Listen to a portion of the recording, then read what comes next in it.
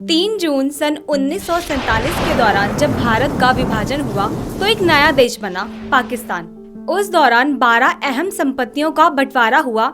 हम में से शायद ही किसी को पता हो। आइए जानते हैं हमारे अपने चैनल ट्रिपिटिक में।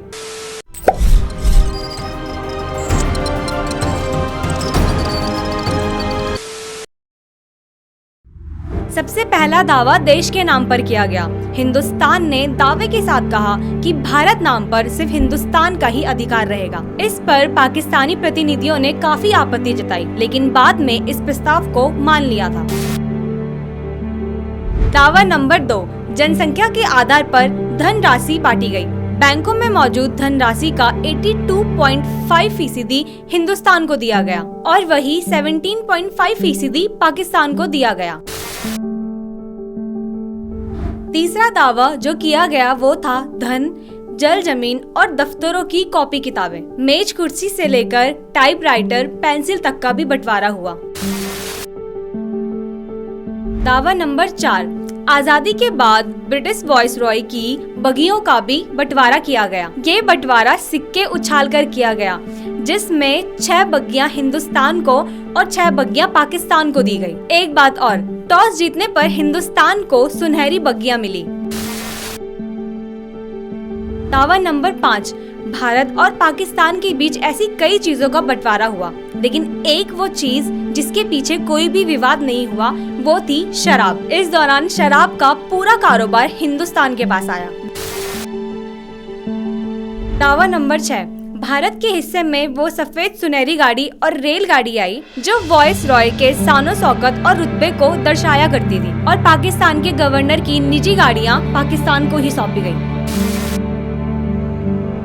दावा नंबर 7, बंटवारे के दौरान सड़क और रेलगाड़ी जिस भी क्षेत्र में आती थी उन सब का भी बंटवारा हुआ। अगर आप यकीन माने तो बुलडोजर और ट्रकों का भी बंटवारा हुआ।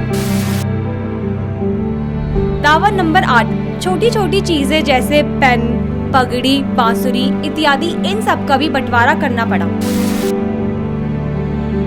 दावा नंबर 9, इन सभी बंटवारों में से सबसे दुखद बंटवारा भारतीय सेना का हुआ, क्योंकि 25 लाख की संख्या वाले सभी फौजियों को एक फॉर्म दिया गया और फॉर्म में लिखा गया कि जिसको जहां जाना है वो वहां जाए, और इसी दौरान सिख और हिंदू सैनिकों ने हिंदुस्तान को चुना।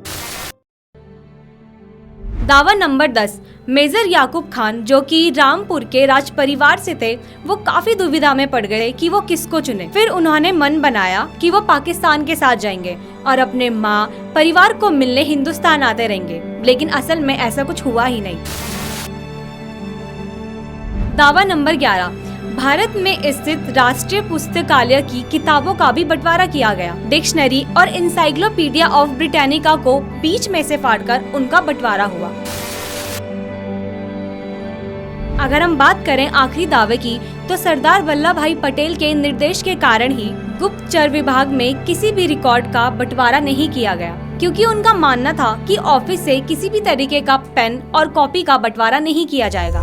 ये थे कुछ 12 दावे जो भारत पाकिस्तान के विभाजन के दौरान किए गए। तो ऐसे ही कुछ अनसुने अनदेखे फैक्ट्स के लिए बने रहिए हमारे साथ हमारे अपने चैनल ट्रिपिटिक में। धन्यवाद।